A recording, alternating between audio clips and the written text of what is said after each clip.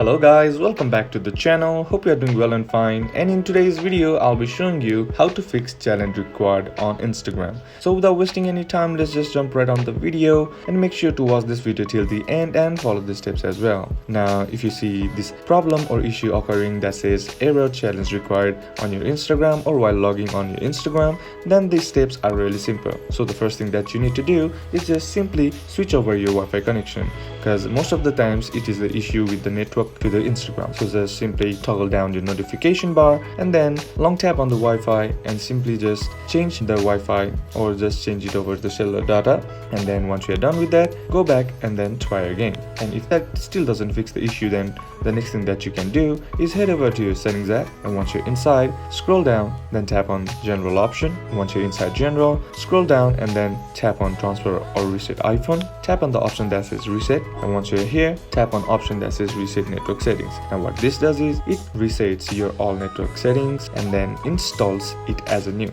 And once the process is complete, just simply go back and try again, and that should probably fix the issue. And that's it for today's video guys. Hope this video was useful to you. Leave a like if it did. Comment down below what the next video should be on. Consider subbing to the channel. Thank you for watching. Bye bye.